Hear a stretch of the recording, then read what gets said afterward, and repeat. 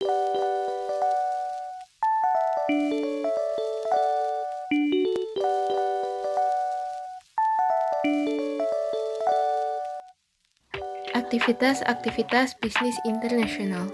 Yang pertama ada ekspor insidentil atau incident at export. Terjadi pada saat adanya kedatangan orang asing di negeri kita, kemudian dia membeli barang-barang dan kemudiannya mengirimkan ke negeri asing. Yang kedua, ekspor aktif.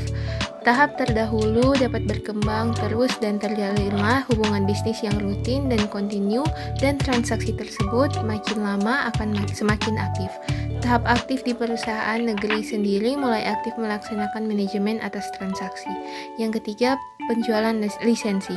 Tahap berikutnya, tahap penjualan lisensi adalah hanya merek atau lisensinya, sehingga negara penerima dapat melakukan manajemen yang cukup luas terhadap pemasaran maupun proses produksinya, termasuk bahan baku serta peralatannya. Yang keempat ada franchising. Yang tahap yang lebih aktif yaitu perusahaan di suatu negara menjual tidak hanya lisensi atau merek dagang, akan tetapi lengkap dengan segala atributnya termasuk peralatan, proses produksi, resep-resep campuran proses produksinya, pengendalian mutunya, pengawasan mutu bahan baku maupun barang jadinya, serta bentuk pelayanannya. Yang kelima ada pemasaran di luar negeri.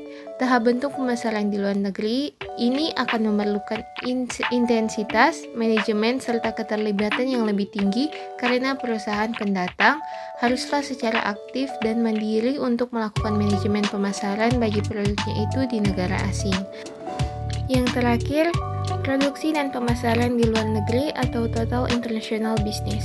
Dalam tahap ini, perusahaan asing datang dan mendirikan perusahaan di negeri asing itu lengkap dengan segala modalnya, lalu melakukan proses produksi di negara itu dan menjual hasil produksinya di negara penerima tersebut.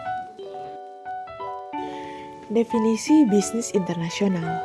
Menurut Charles W. Hale tahun 2008, perusahaan yang terlibat dalam perdagangan maupun investasi internasional.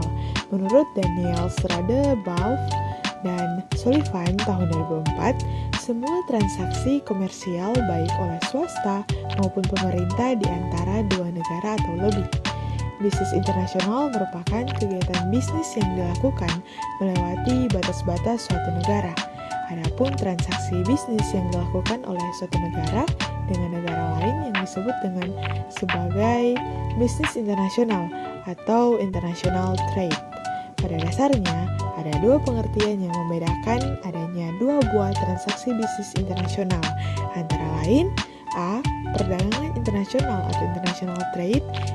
Perdagangan ini merupakan transaksi antar negara yang dilakukan dengan cara tradisional, yaitu dengan cara ekspor dan impor.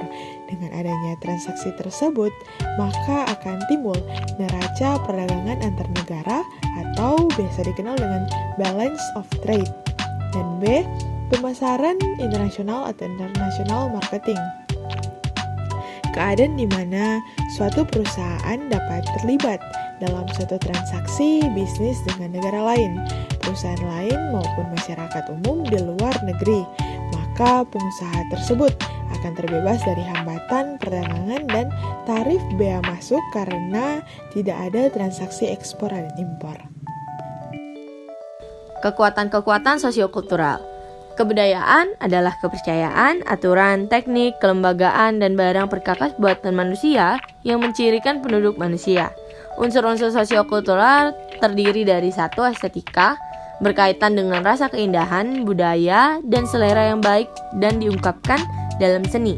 Seni sangat menarik bagi para pelaku bisnis internasional adalah aspek formal dari seni, warna dan bentuk karena arti simbolis yang dimilikinya. 2. Sikap dan kepercayaan yang mempengaruhi hampir seluruh perilaku manusia dan membantu ketertiban masyarakat dan individunya. 3. Agama, sebuah kebudayaan yang penting, bertanggung jawab atas berbagai sikap kepercayaan yang mempengaruhi perilaku manusia. 4.